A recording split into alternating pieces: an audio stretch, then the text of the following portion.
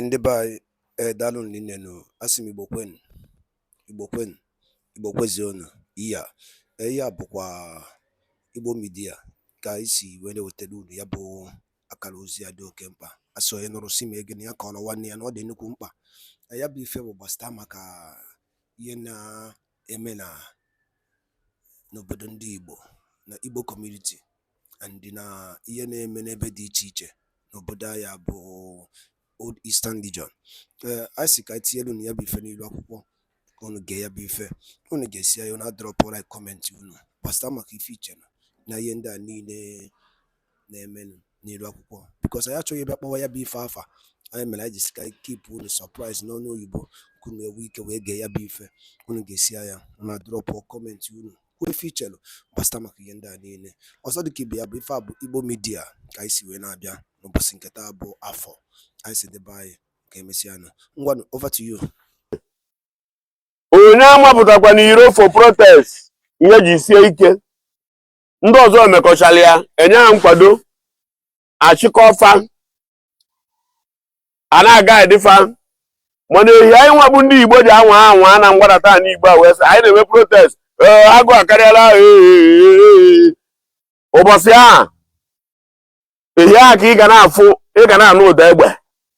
Ụbọchị ahụ agaghị agụrụ gị mmadụ onye nwụrụ, nke ahụ emere nwụrụkwa onye nwụrụ na okwu ma ịdị awe nke ahụ ndị ugwu na-eme mmadụ anwụ ọkwa lakpukwa ebe gị ji achọrọ ebe iji egbu ugbo ngwa agụ n'ọkwa anyị nwa ka a na-eche ehi ọbụla ndị Igbo pụtara wetara ha na-eme protest a ji agbagide egbe mbọsị ahụ ihe anyị agba na mmadụ ama ndịkwa adị a na-echekwa unu eche na protest a advice gbakwa begu na ndị Igbo Arab ndị Igbo dịkwa ka nwa agụ na nwa agụ ara atakwa afịa lakpukwa ebe gị na protest a maka na ịpụta ha iro wee nwa wee sị anyị na-eme protest n'ihe siri ike na agụụ na agụ na Naịjirịa. Ụbọchị a ka ọ ga-adị ka ọ bụ ndị Igbo kretiri agụ a ụbọchị a ka ọ ga-adị ka ọ bụ ndị Igbo kretiri agụ a ụbọchị a ka ndị Igbo unu ga-afụ na onwe mgbe eji fụ Igbo n'anya n'obodo a.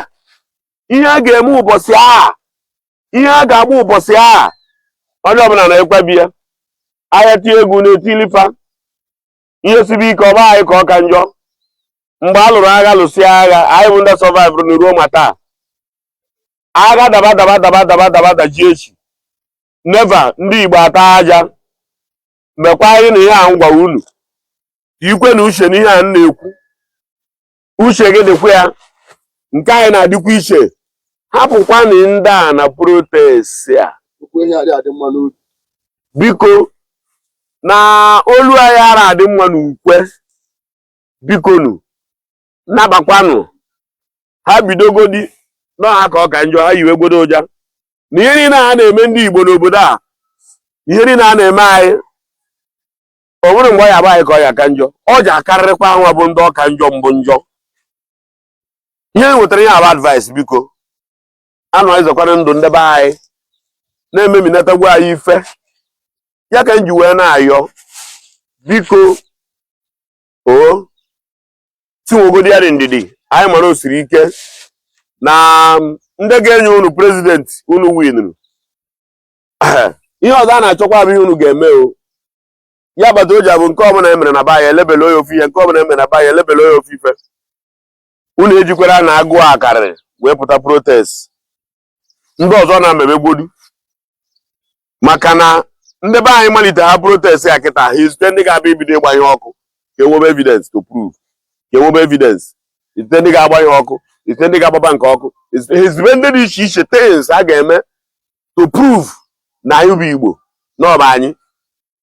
Ụfọdụ sị na ọba Peter Obi kwere mgbe akara ibido mgbe sobi aka ọkụ mgbe mebe ya kwesịrị ime mgbe mana ihe ka ọ mara na anwa ha were mapụta mgbe ihe ga-anụ ọbụla ndị Igbo ebidogo ịgba ya igbu ya aja na Naịjirịa na ndị Igbo emego nke a mee nke ọzọ ya ka nwoke mmadụ ji nagba nkịtị so onye ọbụla calm down maka na ọ mana anyị nwebụ ndị nwere ihe ahụ a ga-ebibi onye ọbụla calm down. Ebere Chukwu emerọ onwe ya mfụrụ ga-eme ebere ahụ ka anyị wee yọba Chukwu amara ma gị onwe gị ịbanye n'ihe mmepụta nke onwe gị ịbanye n'ihe mmepụta nke ugbo, ịbanye n'ihe mmepụta ọrụ aka, ịbanyesịa na imirikịta ụmụ kịrịkịrị ihe ndị ga na-emegode ya na sustain n'obere ego ka e nyere Igbo mgbe a lụsịrị agha ahụ ebie obere ego ahụ e nyere Igbo ọ ya ka aka jikwere anyị anya ọkụ takwa. So na ihe a na-achọkọkwa bụ ụzọ anyị ga-esi wee pụta na protest a ka e wee were ya kwasa everywhere. Ya inweta ozi a ka ya na grupu ndị Igbo dị iche iche. O nwere protest anyị mere na Lagos steeti mana a na-akwasa Lagos steeti ma onwe protest onwe beroni protest eme na Lagos mana na-ebibisi ihe ndị mmadụ n'ebe ahụ. Unu ti protest na ndị Igbo chọrọ ka ha jee protest, unu ga-anụ ihe dị iche na this country maka mkpọrọmasị. Tie ozi ya na platfọm ụmụnna unu ka isi eme na ka ndị mmadụ nụ ya so that ka onye ọbụla na-agbagode nkịtị ka ha na-apụta, ha jiri aka ha pụtaba, ka ha were aka ha pụtaba, mgbe ha pụta juo anyị ji afụfa. Ọ bụrụ na o mere nke emeziri nationwide anyị ama na nke a wee ebe niile ka ọ na-eme na nke anyị na-adị iche. A na obere oge ekewe anyị ọkpọ kpom a na-anwụkwa anwụ. Mee ka ozi ya ruo ma ụmụ unu sendsiere na families ka onye ọbụla ka amụkwa down na protest a ka a ghara ibe mebikọrọ anyị nwa nke anyị na-aghọcha anya kpa ntị. Ara akpụ n'ọnụ kakwa mma karịa ara nọ n'ime berezi. Ara akpụ n'ọnụ ka mma karịa ara nọ na berezi. Arịrịọ ka anyị yọkwa abakwa m mba ihe nkwukwu ebe uche m ọ bụzie na unu ya eme unu eme. Ọbụkwa na anyị sị na ara unu sokwa unu mebe unu makwazi mana ka anyị wee save life and property anyị na ha na-ere anyị anya ọkụ rinne, ha na-ere anyị anya ọkụ rinne. Unu anụgo na mgbada emen maka na ịpụta ha iro wee nwa wee sị anyị na-eme protest n'ihe siri ike na agụụ na-agụ na Naịjirịa. Ụbọchị a ka ọ ga-adị ka ọ bụ ndị Igbo kretịrị agụụ a. Ụbọchị a ka ọ ga-adị ka ọ bụ ndị Igbo kretịrị agụụ a. Ụbọchị a ka ndị Igbo unu ga-afụ na onwe mgbe eji fụ Igbo n'anya n'obodo a. Ihe a ga-eme ụbọchị a, ihe a ga-agba ụbọchị a, onye ọbụla na-ekwebi ya. Ahịa tie egwu na-etilifa ihe sibe ike ọba anyị ka ọ ka njọ. Mgbe a lụrụ agha lụsịa agha anyị bụ ndị survivor na ruo ma taa. Agha daba dajie echi never ndị Igbo ata aja.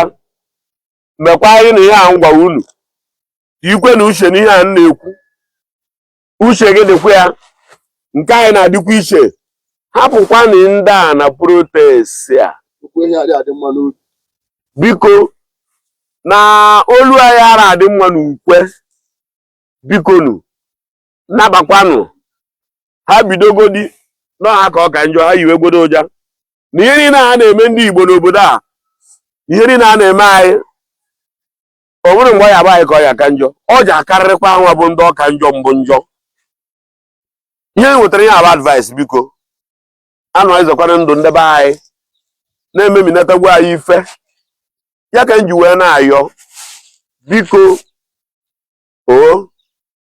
tinwogodi ya dị ndidi anyị mara o siri ike na ndị ga-enye unu prezidenti unu winuru. Ihe ọzọ a na-achọkwa bụ ihe unu ga-eme o ya bata oji abụ nke ọbụla emere na baya elebele onye ofu ihe, nke ọbụla emere na baya elebele onye ofu ife. Unu ejikwara na agụụ akarịrị wee pụta protest ndị ọzọ na-amebegbodu maka na ndị be anyị malite ha protest ya kịta ha izute ndị ga-abịa ibido ịgbanye ọkụ ka enwebe evidence to prove, ka enwebe evidence izute ndị ga-agbanye ọkụ, izute ndị ga-agbaba nke ọkụ, izute ndị dị iche iche things a ga-eme to prove na anyị bụ Igbo n'ọba anyị. Ụfọdụ sị na ọba Peter Obi kwere mgbe akara ibido mgbe sobi aka ọkụ mgbe mebe ya kwesịrị ime mgbe mana ihe ka ọ mara na anwa ha were mapụta mgbe ihe ga-anụ ọbụla ndị Igbo ebidogo ịgba ya igbu ya aja na Naịjirịa na ndị Igbo emego nke a mee nke ọzọ. Ya ka nwoke mmadụ ji nagba nkịtị so onye ọbụla calm down maka na ọ mana anyị nwebụ ndị nwere ihe ahụ a ga-ebibi. Onye ọbụla calm down. Ebere Chukwu emerọ onwe mfụrụ ga-eme ebere ahụ ka anyị wee yọba Chukwu amara ma gị onwe gị ịbanye n'ihe mmepụta nke onwe gị, ịbanye n'ihe mmepụta nke ugbo, ịbanye n'ihe mmepụta ọrụ aka, ịbanyesịa na imirikịta ụmụ kịrịkịrị ihe ndị ga na-emegode ya na sustain n'obere ego ka e nyere Igbo mgbe a lụsịrị agha ahụ ebie obere ego ahụ e nyere Igbo ọ ya ka aka jikwere anyị anya ọkụ takwa so na ihe a na-achọkwa daalụ niile na ụmụ ife kunu si were esonyere anyị n'ihe anyị na-eme n'iru akwụkwọ na Igbo Media. Ọ bụ na ịmahọ Igbo Media bụ ebe anyị si wee na-ewetara unu ya bụ ozi, nnukwu ozi dị oke mkpa gbasara maka obodo anyị bụ ana Igbo and Maazị Nnamdi Kanu dịka ya bụ ikpe ya si aga n'ụlọ nke ọkaikpe. Unu afụgodo ihe Biafran Prime Minister kwuru. Ọ sị after meeting with Maazị Nnamdi Kanu today, we resolve that the Biafran Republic government in exile will now take full responsibility of the legal team to effect from today, 8 February 2024. Alright, unu anụgo na ya, so anyị egosikwa Twitter handle ya kwunu fukwu ya, mana gị ma na ya bụ Igbo Media ka esi were wetara n'ozi a asọ ya nụrụ si mee gịnị ya kọrọ nwanne ya ngwa nke mesịa na ụmụ Igbo.